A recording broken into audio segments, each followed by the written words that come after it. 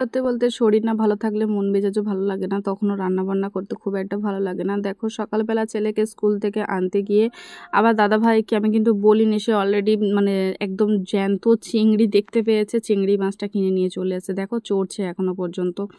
তো সেটা নিয়ে এসে কী বানাবো এই রেসিপিটা ঠিক করতে করতে ভাবলাম তোমাদেরকে একটু ভিডিওটা শেয়ার করি। তো আমি মোটামুটি আজকের যে চিংড়ি তরকারিটা করব, আর তার সাথে কিছুটা মানে চিংড়ি ছাড়িয়ে নিয়েছিলাম যেটা তরকারিটা করব, বাকিটা বললাম থাক, বাকিটা আমি পরে কেটে নেবো, কারণ ছেলে যেহেতু স্কুলে 10টায় ছুটি, আবার এদিকে রান্না না কমপ্লিট করতে করতে ফের আবার যেতে হবে। যাক, সামনে সোমবার দিন থেকে মানে গরমের ছুটিটা পড়বে, যেন এটা ভেবেই কি শান্তি লাগছে যে আর 2টো দিন স্কুলটা যেন হয়ে গেলে যেন কি ভালো লাগবে, যে ছুটিতে অন্তত একটু বিশ্রাম নিতে পারবো। এই গরমে সত্যি খুব একটা বেরোতেও ইচ্ছা করছে না।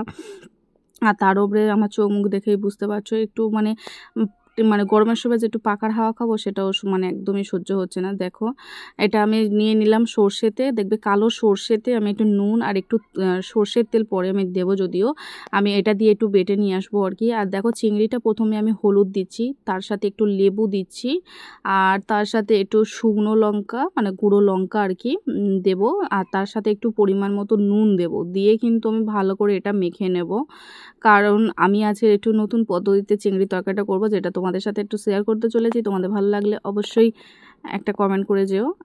যাই হোক, আমি এরকম মোটামুটি আমার ঘরোয়া রান্নাবান্নার ভিডিও এখন তোমাদের সাথে শেয়ার করছি। যাই হোক, ভালো একটা ফিডব্যাক পাচ্ছি, যার জন্য আবারও বানাতে খুবই ভালো লাগছে। আর আলুটা আজকে এরকম লম্বা লম্বা কাটবো না, এরকম একটু ডুমো ডুমো মতো আলুটা কেটে নেব আর কি, যাতে অন্যরকম আলুর স্বাদ, মানে আলুর দেখবে কাটার উপরে একটা স্বাদ অন্যরকম লাগে। যাই হোক, আমি কিন্তু সর্ষের তেল দিয়ে দিয়েছি। তোমাদের বাড়িতে যদি সাদা সর্ষে থাকে ওর সাথে দুটো মিক্সড করতে পারো, আরও ভালো মানে লাগবে আর কি। যাই হোক, আমি একরকম কালো সর্ষে ছিল সেটাই, আর তার সাথে একটু আদা রসুন পেস্ট করে নিয়ে আসছি, তার সাথে পেঁয়াজটা কেটেছি, টমেটো কেটেছি।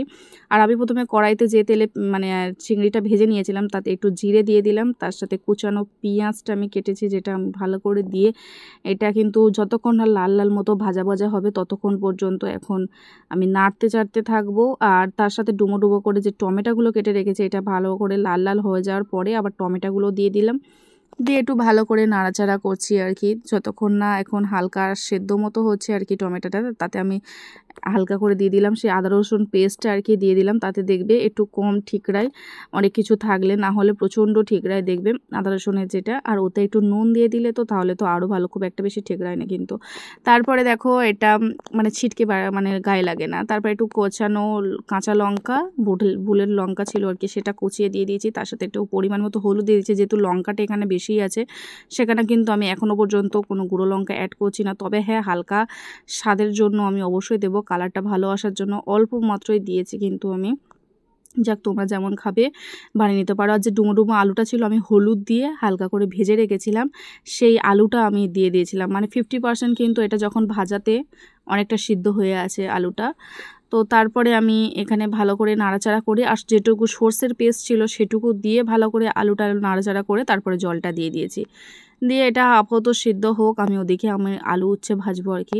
তো ওইদিকে আবার কড়া নামিয়ে সেখানে কাজ করতে করতে দেখলাম আলুটা প্রায় অনেকটা সিদ্ধ হয়ে গেছে। এবার আমি যে ভাজা চিংড়িগুলো ছিল সেই ভাজা চিংড়িগুলোই আর কি ঝোলেতে দিয়ে দেবো। এদিকে দাদাভাই তাড়াহুড়ো করছে, বলছে তাড়াতাড়ি নাও, আজকে রান্নাটা অনেক দেরি হচ্ছে কিন্তু, তাড়াতাড়ি নাও, আমার কিন্তু আবার ডিউটিতে বেরোতে হবে। তো দেখো সেই ভাজা চিংড়িগুলো দিয়ে দিলাম, মোটামুটি একদম 90% কুক হয়ে গেছে, আর 10% বাকি আছে যেটুকু, তো সে একটু কড়াই নাড়াচাড়া করে নেব। আর তার মধ্যে একটু চিংড়িটা দিলাম যেহেতু, আর 2-4 মিনিটের মধ্যে গ্যাসটা মোটামুটি অফ করে দিয়েছি। দেখো কালারটা কেমন এসছে।